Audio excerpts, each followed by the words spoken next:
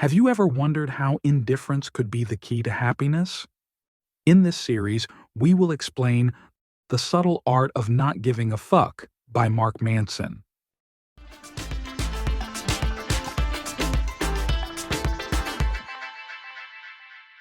Did you know that modern psychological studies have shown that the less a person cares, the happier they are? Essentially, the more indifferent a person is, the happier they become.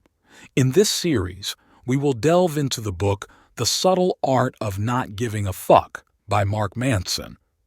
So, grab your favorite drink and let's enjoy. Welcome to the Growth Galore channel. Our channel's concept revolves around reading a book and providing a comprehensive explanation. This book doesn't start with an introduction. Instead, Mark Manson jumps straight into the first chapter titled, Don't Try. The story begins with a man named Charles Bukowski. Mark describes Bukowski as the embodiment of failure. He was an alcoholic and a womanizer, seen as a burden to society. Bukowski desperately tried to become a famous poet or writer, but all his work was rejected outright. Every manuscript he submitted was declined, and his writing was deemed terrible. He remained in this state for over 30 years. It wasn't until he was past 50 that he finally decided to give up and accept his failure. Once he acknowledged his failure, he started writing for the sake of writing, without high expectations. Suddenly, he received an offer from a small publishing house that recognized his fighting spirit. Despite the offer being less lucrative than his stable job, he decided to quit and join the publishing house. He wrote for them with little to no pay. Mark Manson notes that Bukowski's first book, published 3 weeks after he joined the publishing house, became popular among readers. Although it was very simple, it achieved the success he had been seeking for 30 years. The story might seem ordinary up to this point, but what's intriguing is that Bukowski himself requested the phrase, "Don't try," to be engraved on his tombstone. He meant not to strive obsessively for success and not to force oneself to be someone they are not. Instead, he advocated for accepting failure and embracing it. This phrase aligns with his life philosophy and literary style. He didn't mean literally not to try in life, but rather to avoid pretension and to be authentic. Creativity should flow naturally and spontaneously. Here, Mark Manson explains the concept of the feedback loop from hell. These loops describe a negative cycle of thought and behavior that people can get trapped in. The concept involves overthinking your problems, which leads to increased anxiety, which in turn leads to more negative thinking. This creates a vicious cycle where problems worsen due to excessive focus on them. The more you worry about your problems, the larger they become in your mind, increasing your anxiety and bringing you back to the starting point in an endless loop. Mark Manson uses this concept to highlight the importance of accepting things as they are and not stressing over things that cannot be changed. The goal is to break these hellish loops and focus on the most important and valuable aspects of life. Mark Manson says, "Make peace with yourself and your reality." You need to acknowledge that life has this duality. Life isn't perfect, happy, or successful all the time. It has setbacks, negativity, anxiety, sadness, and fear. Our current culture leans towards idealism, making you feel that if you experience fear, anxiety, failure, or sadness, it's as if you've committed a crime, as if you're not supposed to feel these emotions at all. This is completely unrealistic. Life has its ups and downs, positives and negatives, happiness and sadness, success and failure. Mark Manson argues that an excessive focus on positivity and perfectionism has a detrimental effect on you and won't be beneficial. If you're overly concerned with the need to succeed in everything and always achieve, this excessive concern will negatively impact you. Therefore, you need the art of not giving a fuck.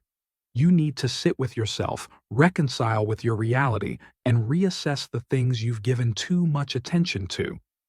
Dial back this attention and approach them with the art of not giving a fuck. Manson refers to those who live in extremes of perfectionism and positivity. He talks about people who avoid negativity, guilt, failure, or feelings of stress and fear. Some people indeed live this way. Mark Manson says it's natural to try to succeed in a certain area and fail.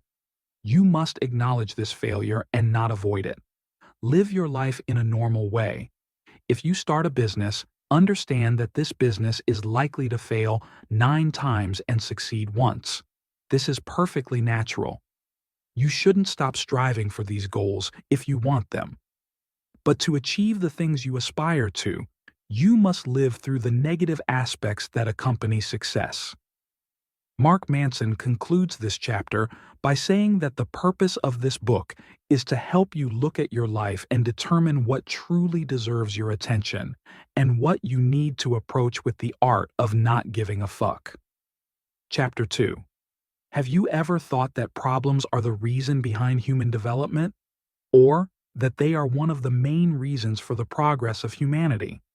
In this book, Mark Manson argues that problems are one of the biggest and most important reasons for human development, and their existence is one of the key reasons for happiness. You'll gain a new perspective and see problems in a different and more positive light. Mark Manson begins this chapter with a story about a prince. The story goes that the prince's father, the king, decided to ensure his son lived a blissful life forever, shielding him from any form of pain. When the prince was born, the king surrounded him with the palace walls, and he never left. He was surrounded by servants and guards, and everything he desired was provided. Manson explains that the king achieved his goal, and the prince had a wonderful childhood until he reached adulthood. At that point, the prince decided he wanted to explore the outside world. One day, he conspired with one of the palace guards to leave the palace, and he succeeded. The prince saw the real world, a world with both good and evil, health and sickness. He saw homeless people and much more. The prince was so shocked by what he saw that he couldn't handle this duality, having lived his entire life in luxury. It's difficult for someone accustomed to a particular way of life to adapt to its opposite. He began blaming his father for making him experience only one side of life. Manson notes that no matter how hard parents try, their children will eventually find something to blame them for. The prince decided never to return to the palace and to live the opposite side of his life. He chose to live in hell. Indeed, he lived the hell he chose. He slept on the streets, ate street food, and tried to experience the extreme of poverty. He continued living this way for a long time until he realized a harsh truth. He sat under a tree, reflecting on his past life and the life he was currently living, pondering, where is the right world I am supposed to live in?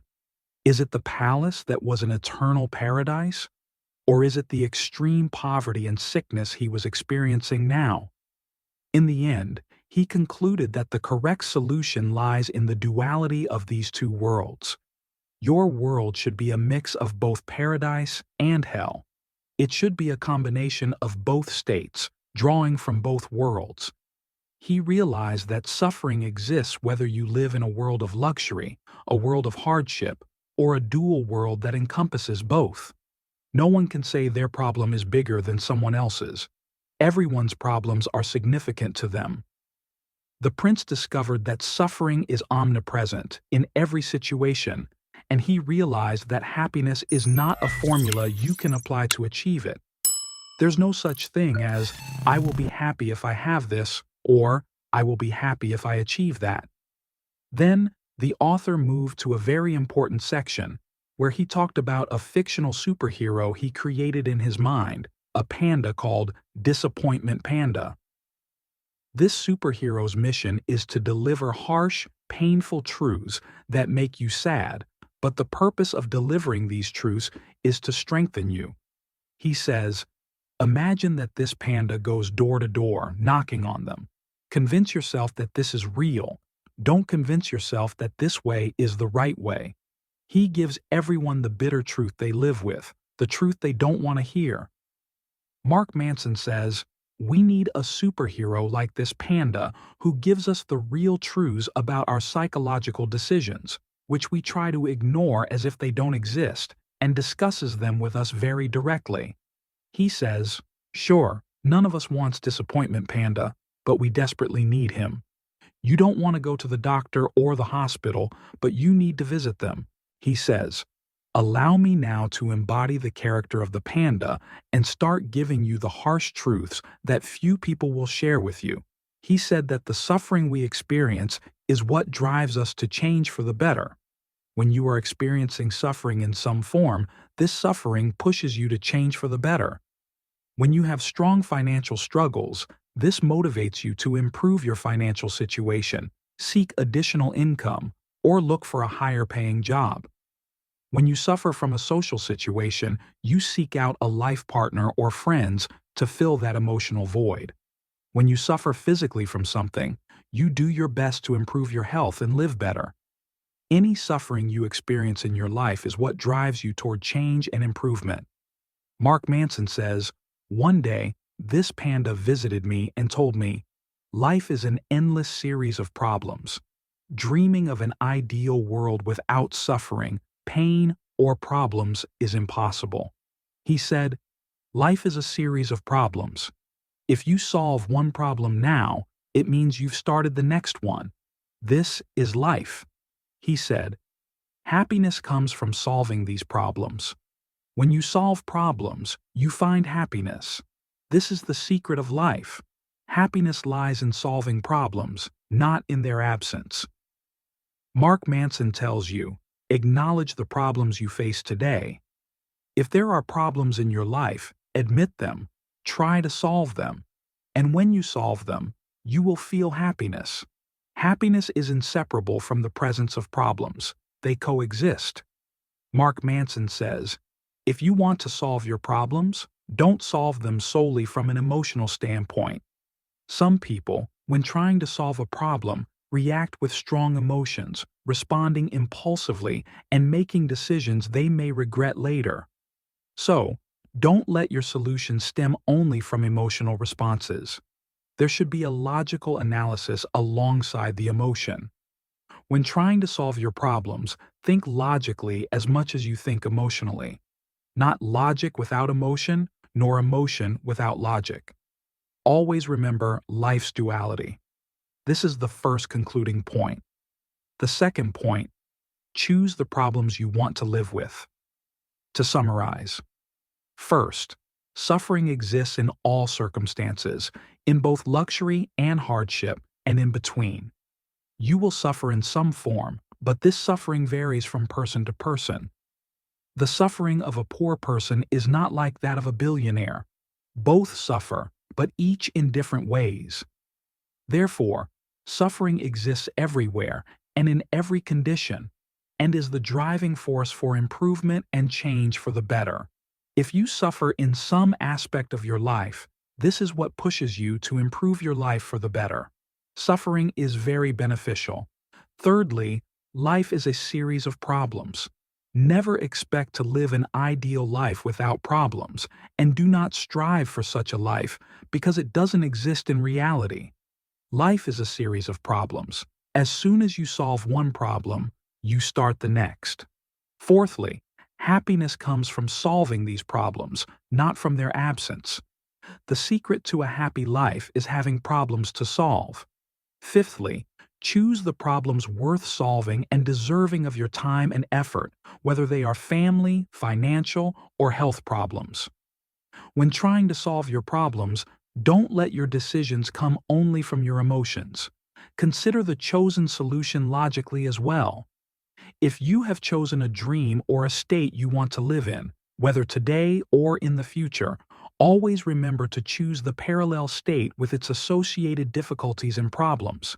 If you choose to be wealthy, you must choose the long hours and hard work that come with it.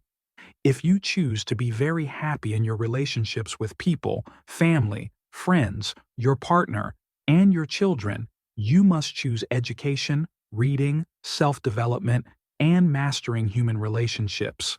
Whatever path you choose, you must choose the difficulties and hardships that come with it.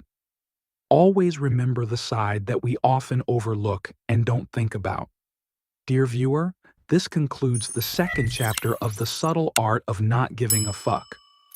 Stay tuned for the remaining parts in the upcoming videos. Thank you for listening attentively, and thank you for your invaluable time.